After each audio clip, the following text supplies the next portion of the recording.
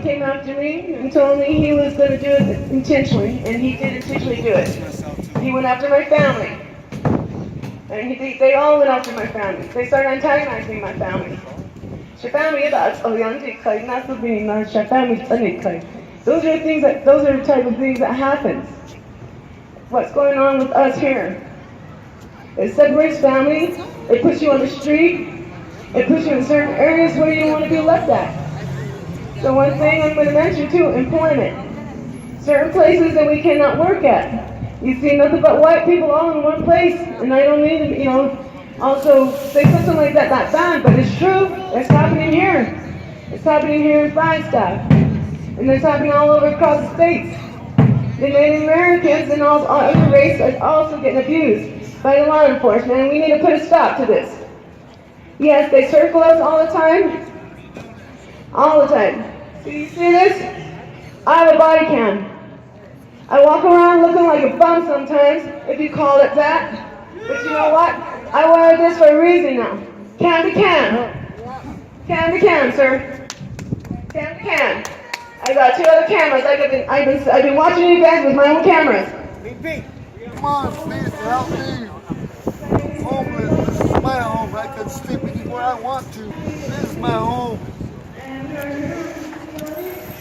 They're trespassing against me. They are trespassing against me. What? I go to jail for what? Sleeping on the corner? Bullshit, dude. We got to stand up for each other, dude. No. This is how it is, bro. That's how my life is. That's how my grandma told me. Go home, sleep. It's your home. This now is my home. That's our sacred stronghold. This is a stronghold. This is a stronghold. Why they're taking it from us? Start doing here, they start taking. They start acting like a bunch of kids who are just trying to intimidate like bullies. I've seen them. I just barely moved back and it's still going on here. I can't believe it. I come across and I have 2 cameras and we start issuing cams on our body too. We have several people out there walking with body cams now, taking pictures and films of these guys now. We've had enough. No more. They're intimidated by us. We're here. We're not afraid. It hurts me to see elderly people get beaten down when they shouldn't be getting beaten down. It hurts me to see our children getting beaten down out there. We know what's going on out there. We see you doing those things out there. How dare you? How would you like your children to be antagonized like that?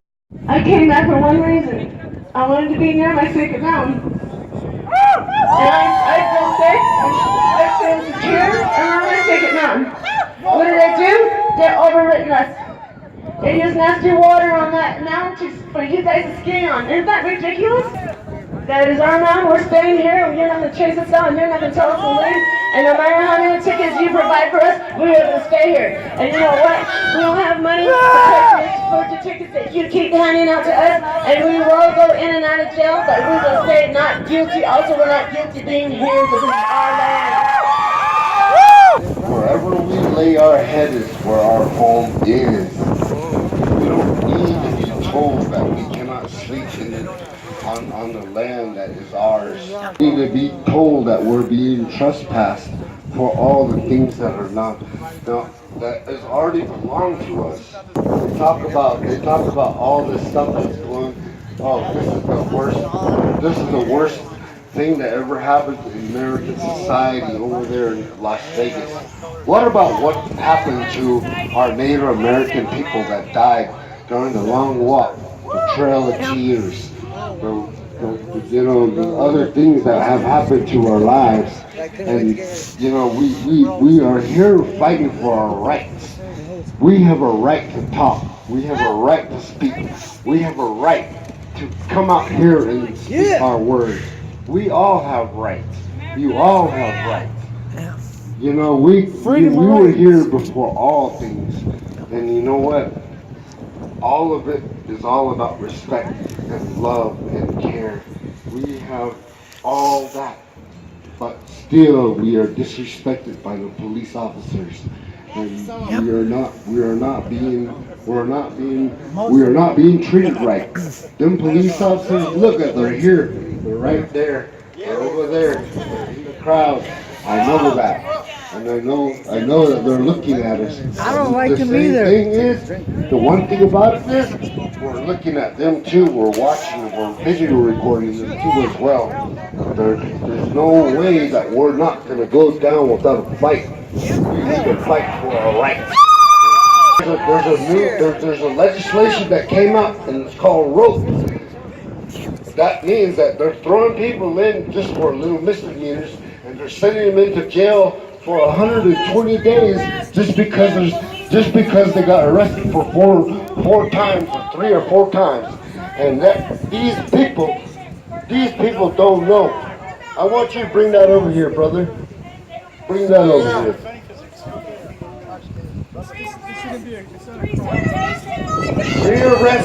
Pre-arrested, you get thrown in jail for 120 days. And that's what the rope program is all about. We want that to end. We want to stop. We're not ready for, we don't need that. The police harass us. Leave us alone! Leave us alone! Leave us alone! Leave us alone! Leave us alone! This disrespect of the human way is getting greater and greater, and it's going to get greater and greater because of the pillaging and the desecrations of the sacred sites all over the planet. That's what we're asking you to do, is to find equitable housing, equitable living, healing houses, healing places for these underprivileged. Please be quiet. Please be quiet and respect. A voice has to be heard. There has to be justice among the Native American Indian people. That's what we are as anthropocentric people, nature-centered, God-based people. A belief system that has always helped us in many things, down and out. The unbalance that's being taken place all over the world is because of the things that they don't understand, because they have not awoken their inner child. And you call that ascension. It's time that everybody forgets about your empathy, your hate, your jealousy, your racism. All these things is not what humans do. Love can mean liberty, overstanding, victory eternally. And you need to wake up to those things.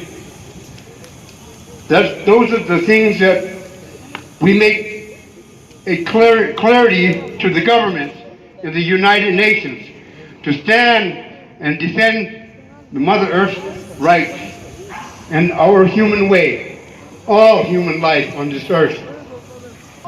When you're displaced, you will always die. You're going to die in a different area where you came from, because that's not your home.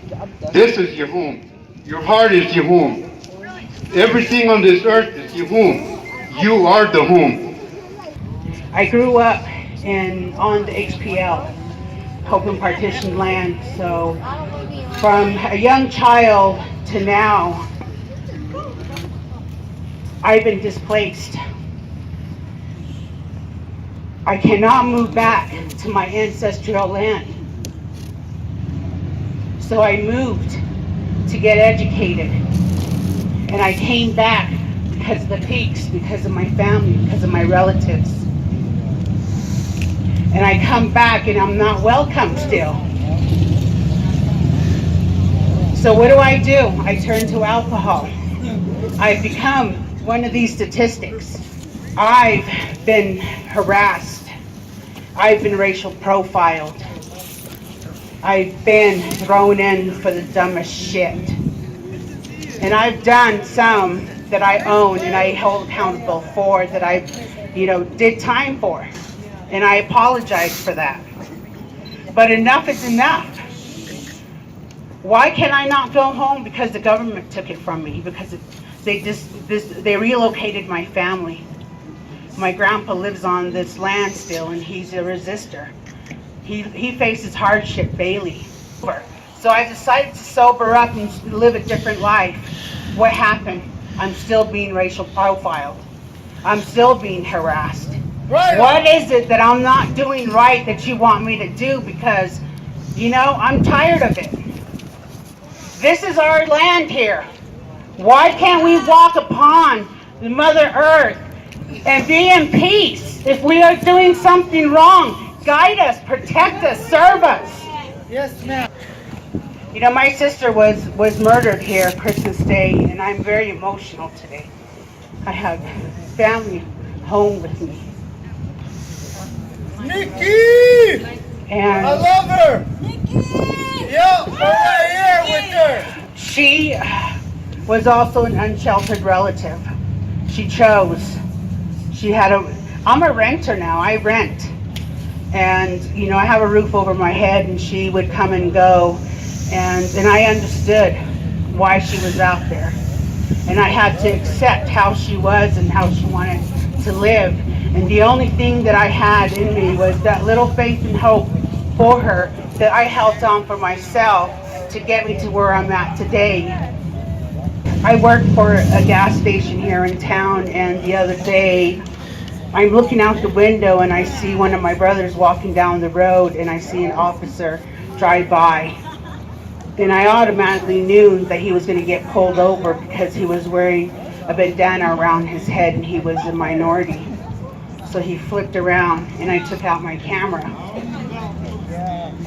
And the cop pulled into the parking lot and he started questioning the young man. And the young man was walking backwards, and I don't know what he was telling him. And the officer kept grabbing for whatever was here on his left hip. And the guy kept throwing up his hand, telling him, probably telling him that he's not doing anything wrong, just walking on the side of the road. And, fortunately, he had gone away. I don't know why he was pulled over, but to me, that looked like racial profiling. Is that really necessary? Isn't that what sidewalks are for? So, the day before, my brother got off work at 10:30. Boom, he got pulled over because he had suspended insurance. But he had the insurance on him. Why did he get a ticket for suspended insurance? Why? He had it on him. They took his license plate and they told him, you're only going to and from home and work, and that's it. And he's only, 21. It is sad to see. I came back, I moved to Tucson, I've moved to Las Vegas, and I come here. My criminal record has grew immensely at a crazy rate. And now, it's hard for me to get a decent job because of my background. For the dumbest things, for littering, for just almost about everything. Every petty little shit that they could give me, it's all on my rap sheet. And I can't get a decent job and I'm stuck. I feel like I can move forward, and I feel like I can do so much better than where I'm at now, but I'm limited because I was racial profiled. I love Flagstaff. I love seeing my brothers and sisters. I love the peaks. I love going home. But you know what? Being in this town, I feel so uncomfortable being under my own skin, trying to fit in. But I'm not going to fit in anymore. I'm standing up and I'm changing my ways. And I'm not going to give you a reason to pull me over anymore. But yet you still are going to.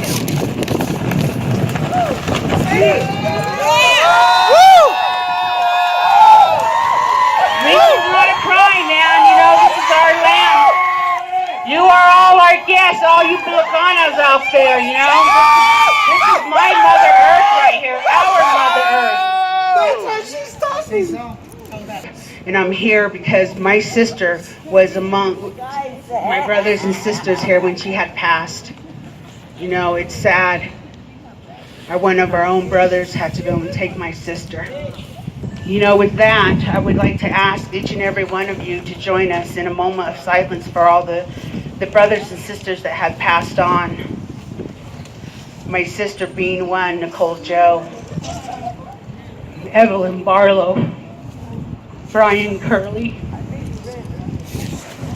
Yang, Miyagi, Glenn Yazzie. I don't know, I can't think of any other names. If you guys want to shout one out, go right on ahead. Carol, Jerry, Antonio! Davis.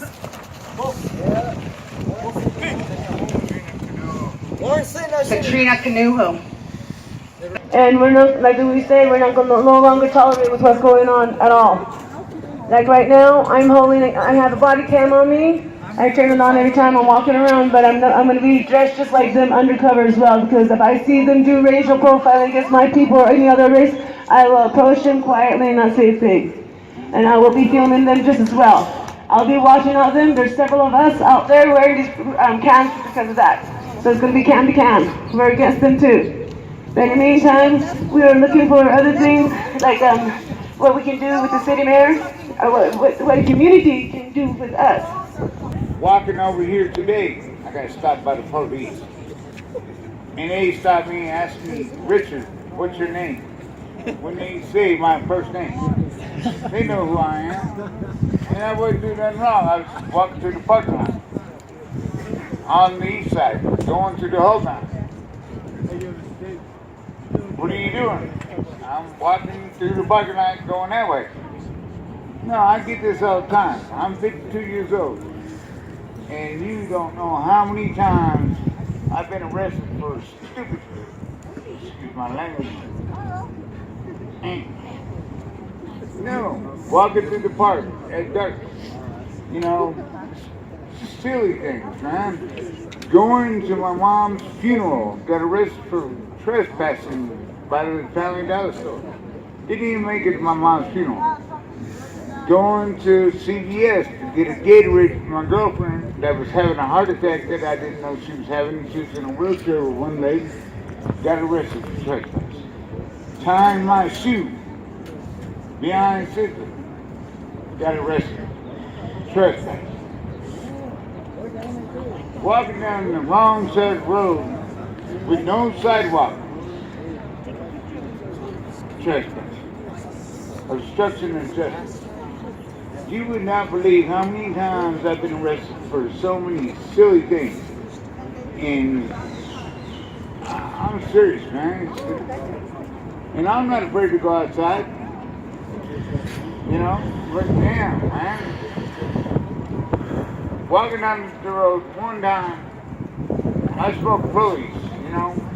And, you know, I smoked the rollies down to like this and squished out, littering. Come on, man. Really? Things like that. Give me a ticket or something, you're like, nah, you're going to jail. Really, for crossing the street. And then all these little kids go running across the street and traffic's coming by. But now he's like, I got you first, Rattler. You look good whenever I get you on the record. That's messed up. But no, it happens all the time. The Homeless Bill of Rights, we want that to be officiated with us also, so we can have that. And the campaign ordinances for the homeless and anybody else that also needs to be removed because there is so many trespassing tickets. What the officer did to me, what they did to me, they fractured my ribs and my backbone. This is our land. We can sleep and we can lay our head on our own land. When a police officer is hired to be a police officer, they should know their scope of practice. Their scope of practice, protect and serve. And not like treat us like we're nobodies. You know, they're supposed to be doing what they're supposed to be doing. And what I felt like I spent 384 days in jail, time away from my family, and in the process, I lost 4 precious people in my family like really, it was not necessary. I was thrown in jail for littering, obstruction of a roadway, medications that was for me, but it was in a different container, and it went on and on. And by the time they were done with me, for me to get out of jail, it was $191,000. For what? I did not hit anyone. Oh, they got me for resisting arrest too. They will try to get you pissed off just to arrest you. It's ridiculousness. Today is a day we stand here all together, and you know what? You are not going to push us out of our land. You know what? We welcomed you guys long time ago, years before Christopher Columbus. We welcome you with open arms. And what did you guys give us? Liquor.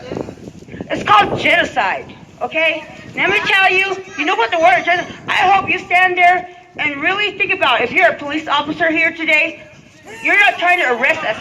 You know what? I feel that. I'm going to use the I statement on you. I will tell you what are you really here for? Just to arrest us, throwing us in jail? Are you really here to serve us? Are you just going to have that silly ass grin on your face and think that, oh my God, I'm just glad I'm not Native American. You know what? It's nothing but Native American. We are here as people of color too. There's Asians, there's Mexicans, there's blacks. Come on now, man. This is not 1940. This is not, you know what? We are supposed to be here together because our world is not going to be any better if you're making it worse, because you're supposed to be the people to make the system work. But what do you guys do to us? You know what? I just wish one day you would spend some time in that cell and see how it feels like. You really think about it, you police officer, as you go to bed tonight, are you really serving us people? Or are you just trying to get your paycheck? Have a nice day. Yeah, I just want to come out here to say, I stand in solidarity with all my unsheltered relatives, not just here in Flagstaff, but across the globe. And I started saying unsheltered rather than homeless because for Indigenous people, this is our home. So we always have a home. You are always going to have a home on this land. The other day I had to do a graveyard shift. There were two unsheltered relatives that came in and they were begging me to call the police for them to get them an escort to the shelter. I tried all of my resources that I could before I called the nasty pigs, and call them what they are, right? And none of them answered, so I was forced to call them. So you know what they did? They came in and all they did was check their IDs for warrants. And then they said, Flagstaff PD is not a taxi. Find your way there on your own. At 3 o'clock in the morning. Right? Tell the police how you really feel. Boo! Shame on you! Shame on you! Shame on you! Shame on So I asked those pigs, I said, so why did you come here? What did you even do? And they said, oh, we got their names just to check if they have warrants. So I said, you're not going to take them? It's below freezing outside. You're not going to take these relatives to shelter to a safe place? And he said, no, that's not our job. And I said, okay, just to be sure. So you're telling me that your job is to not protect these people? That's what it is? And he said, we're just here to check for warrants.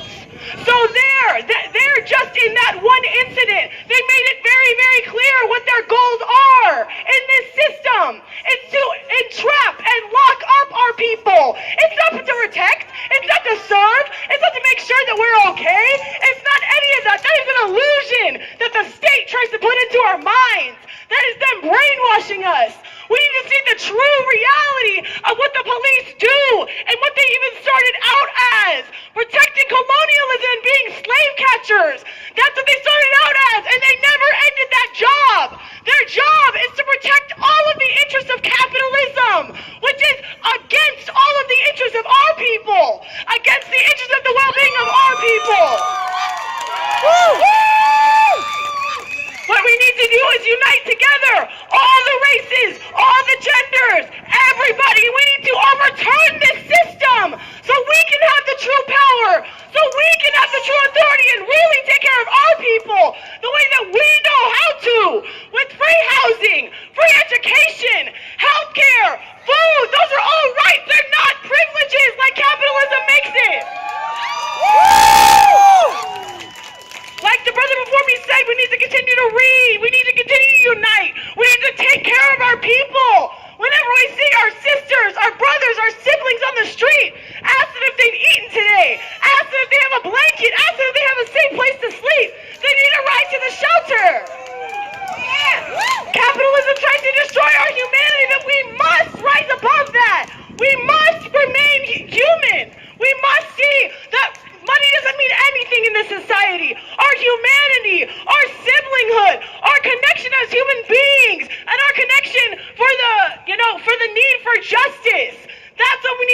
together and we can really make change. Look at this.